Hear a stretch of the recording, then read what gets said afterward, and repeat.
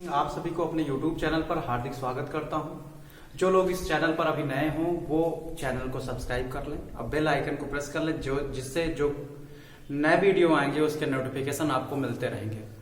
आज हम बात कर रहे हैं मूल अधिकार के आर्टिकल 33 की बात करेंगे, 34 की बात करेंगे, 35 की बात करेंगे, जिसमें आपके मूल अधिकारों की बात होगी। तो देखिए 33, 34 और 35 जो होते हैं वो आपके मूल अधिकारों के अपवाद के रूप में जाने जाते हैं। तो इनके बारे में हम अच्छे से पढ़ेंगे, एक एक जो उस पे क्वेश्चन बन पाते हैं, जो आपके आईएएस में, पीसीएस में क्वेश्चन, यूपीएसआई में जो क्वेश्चन पूछता है, यूपीपी में जो भी क्वेश्चन पूछे जाते हैं, उन क्वेश्चनों की भी चर्चा हम करेंगे इस टॉपिक पे। चलिए हम शुरू करते हैं।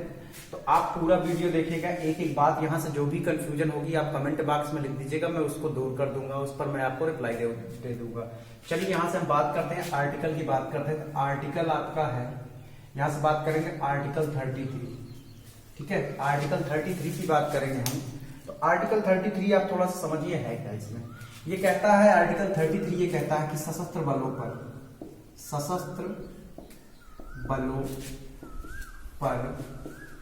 प्रतिबंध, सशस्त्र बलों के मूल अधिकार पर, ये कर लीजिए, सशस्त्र बलों के मूलाधिकार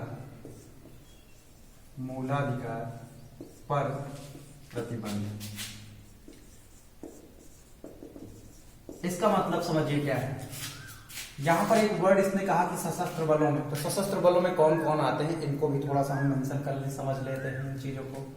सशस्त्र बलों में आपका आर्मी है,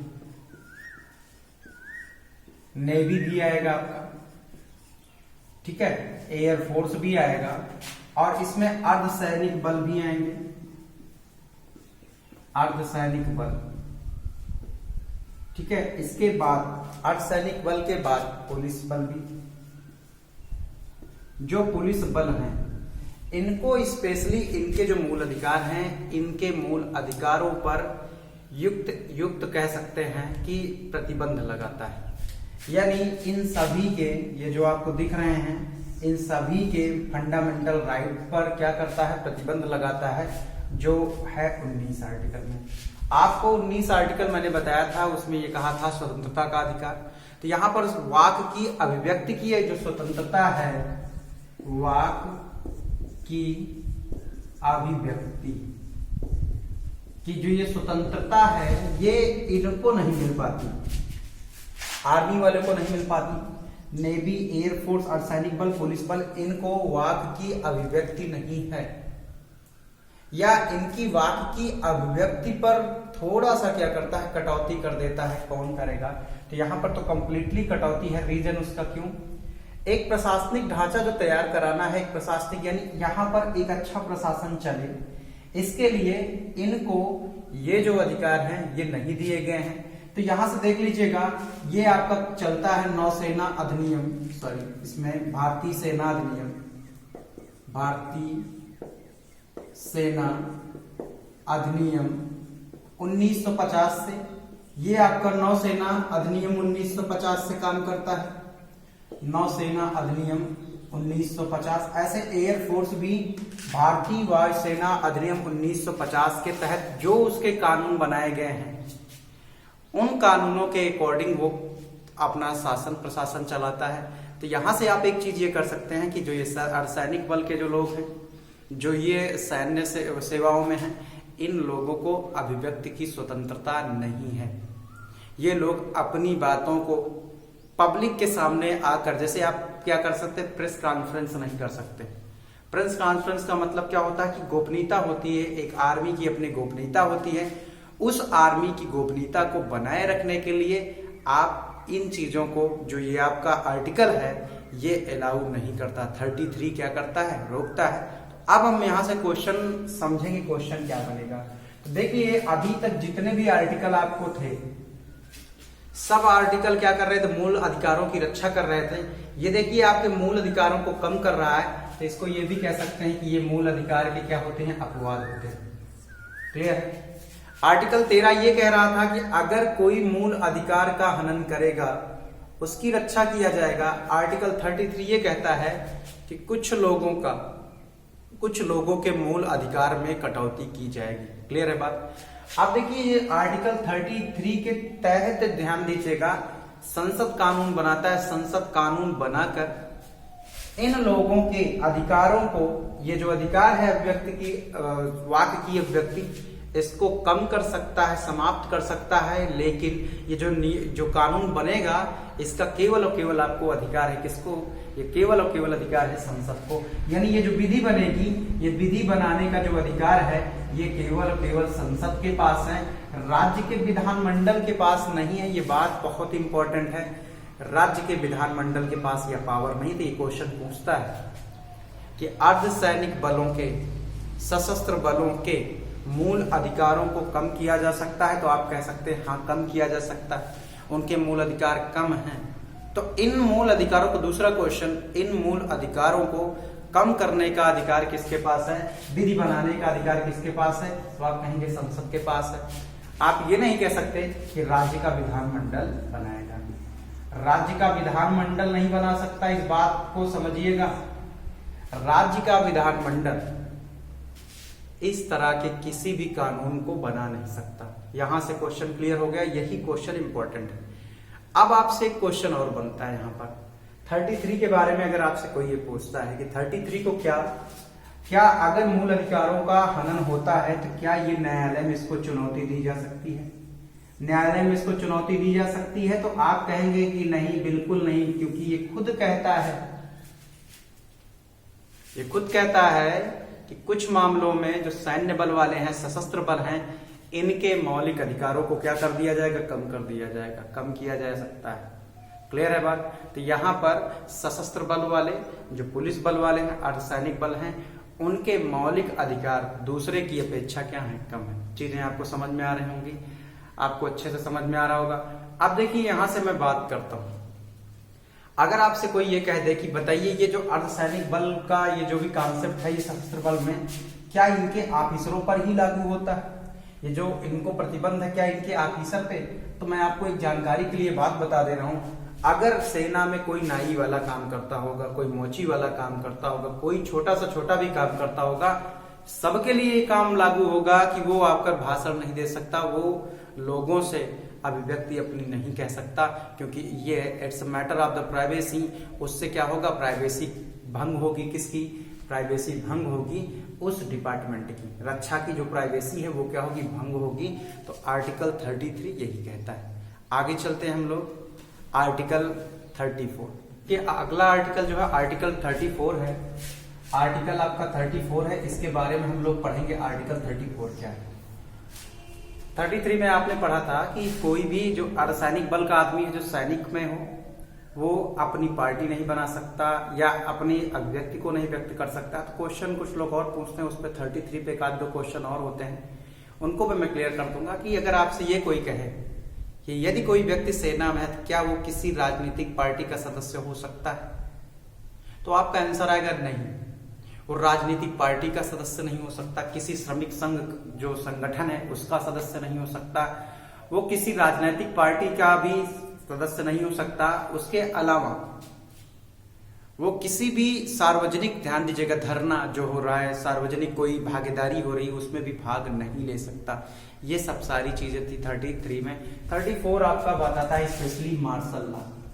ठीक है, मार्शल लॉ, जिसको जनरली हम लोग सैन्य कानून कहते हैं। थोड़ा सा अंतर है इसमें सैन्य कानून और इसमें, जनरली हम इसको सैन्य कानून बोलते हैं। तो देखिए 34 है क्या? 34 ये कहता है कि भारत के किसी भी क्षेत्र में, ध्यान दीजिएगा, इसको किसी भी क्षेत्र में कहीं भी लगाया जाए, आप चाहे इसको मान लीजिए ABCD, कहीं भी आप भारत में लगा सकते हैं, लेकिन एक पार्टिकुलर क्षेत्र में लगा सकते हैं। जैसे आपको ए में, अगर आपको ये पता चला कि ए में इस तरह की स्थिति है, ए स्थान पर मार्शल लॉ की जरूरत है, तो आप मार्शल लॉ लगा सकते हैं। तो जब मार्शल लॉ ए पे लगता है तो देखिए क्या क्या होता है। वहां के जो लोग होंगे उनके मौलिक अधिकार कम होंगे। पहली चीज तो मौलिक अधिकार क्या होंगे? कम हो जाएंगे, कम हो जाएंगे या समाप्त कर दिए जाते हैं। दूसरा चीज यहां से क्या होता है कि जितने भी सरकारी काम होंगे, जितने भी सरकारी चीजें होंगी, जितने भी ऑफिसर होंगे, सरकारी कर्मचारी हो या सरकारी कार्य होंगे, वो अब जो होंगे वो इस मार्शल लॉ के अधीन होंगे। ये सरकारी काम जो होंगे वो मार्शल लॉ के अकॉर्डिंग होगा। तो मार्शल लॉ है क्या? मार्शल लॉ एक ऐसा प्रक्रिया, एक ऐसा, इसकी स्पष्ट कहीं पे व्याख्या नहीं की गई। मैं इसको थोड़ा सा बता दे रहा हूं। इसकी संविधान में स्पष्ट व्याख्या कहीं पे नहीं है कि है क्या ये एक्चुअल में, स्पष्ट व्याख्या नहीं है। तो आर्मी क्या करता है, कुछ नियम बनाता है। ये जो सरकारी काम होंगी इनको जो कराने की, अपने तरीके से कराने की जो जिम्मेदारी होगी वही मार्शल लॉ है। मार्शल लॉ मतलब क्या होता है कि आर्मी के द्वारा किसी भी काम को कराए रखना का जो आपका काम है उसको क्या करेंगे, यानी अब जो आप काम कर रहे हैं, मान चलिए आप किसी डिपार्टमेंट में काम करते हैं तो आप काम करेंगे डिपार्टमेंट में, लेकिन जो आप किसके अंडर में काम करें, किसके निगरानी में काम करेंगे, आप सैन्य प्रशासन में। तो देखिए थोड़ा सा अंतर समझ लीजिए, सैन्य जो कानून है और मार्शल लॉ थोड़ा सा अंतर है। सैन्य कानून देखिए किसके लिए लागू होता है, सैन्य कानून मतलब जो सेना वाले हैं उनके लिए अलग कानून होता है। सैन्य कानून वो सशस्त्र बलों पर लागू होता है कि सुबह आपको उठकर दौड़ना है 5 किलोमीटर, आपको ये नहीं करना है, आपको यहां से जानकारी नहीं लीक करना है, ये सारी चीजें ये आपका सैन्य कानून में आता है। मार्शल लॉ क्या होता है कि मार्शल लॉ आपका लागू होता है कि जब कोई ऐसी परिस्थिति हो, युद्ध हो, दंगा हो, कानून की अवमानना हो, या फिर जहां पे लोग मान ना रहो वहां पर मार्शल लॉ होता है। तो इसमें दोनों में अंतर होता है। यहां पर काम चल रहा है लेकिन किसके अकॉर्डिंग चल रहा है, काम आप करेंगे लेकिन निगरानी कौन करेगा, ये करेगा। लेकिन यहाँ पे सैन्य कानून में क्या होता है कि जो उनका फिक्स नियम है उसी के अकॉर्डिंग आप क्या करेंगे, चीजों को करेंगे।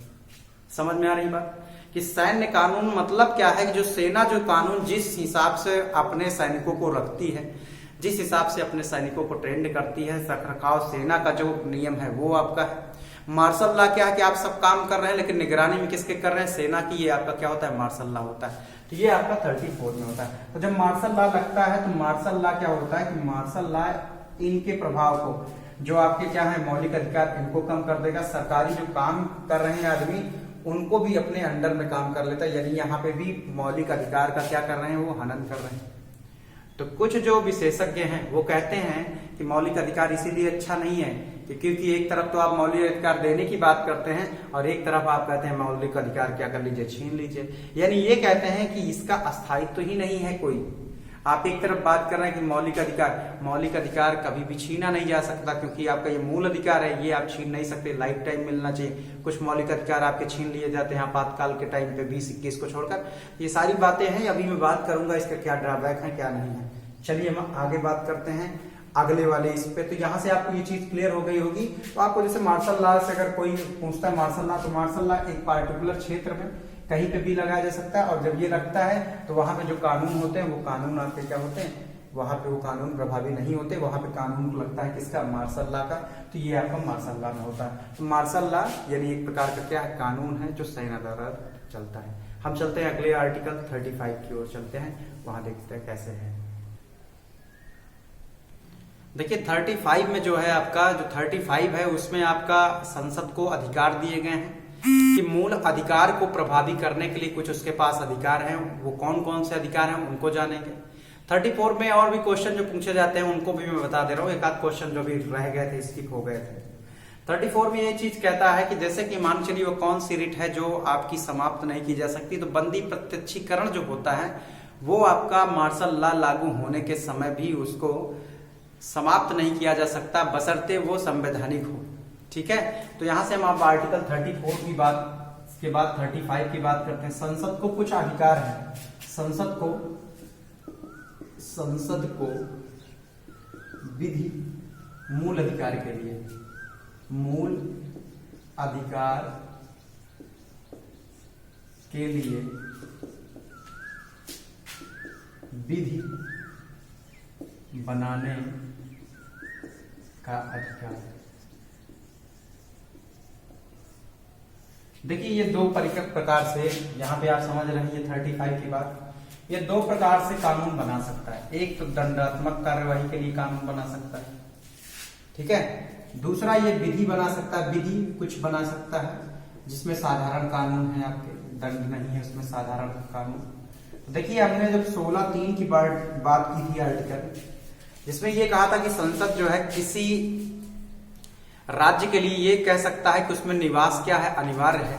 तो 16(3) के लिए जो कानून बनाएगा वो संसद बनाएगा, ठीक है। 16(3) में मैंने ये बात कहा था कि कानून बना सकता है, संसद बना सकता है। फिर 33 में भी ये था कि जो अर्धसैनिक बल हैं, अभी आपने पढ़ा कि अर्धसैनिक जो बल हैं, ये जो सशस्त्र बल हैं, इनके अधिकारों को कम करने के लिए भी जो कानून बनाएगा वो कौन बनाएगा? संसद बनाएगा।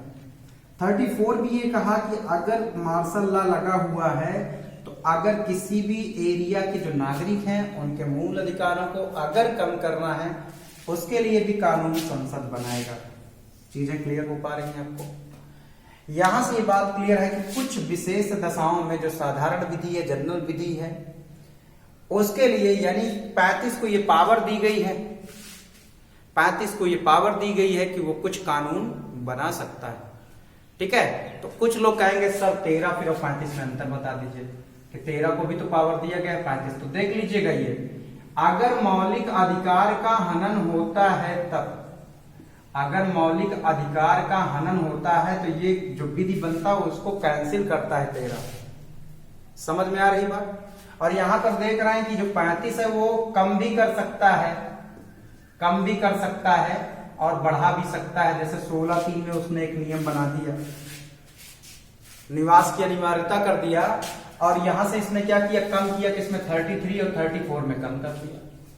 यानी 35 क्या कर रहा है? कानून बना रहा है। 35 जो है कानून बना रहा है। और ये आपका जो यहां से ध्यान दीजिएगा 13 है, ये केवल और केवल क्या करता है कि अगर मूल अधिकारों का हनन होगा, मूल अधिकारों के हनन में ध्यान दीजिएगा, बात को बहुत इंपॉर्टेंट है, मूल अधिकारों के जो हनन है उस दशा में इसके प्रभाव को क्या करेगा? कम कर देगा। तो ये चीज था किसमें? 35 में। दूसरा है दंडात्मक है। देखिए ये अस्पृश्यता आर्टिकल 17 आप पढ़े होंगे, जिन लोगों ने पढ़ा है प्ले लिस्ट पे चले जाइए आप, वहां से लाइव क्लासेस हुई हैं पूरी, एक तरफ से देखिए।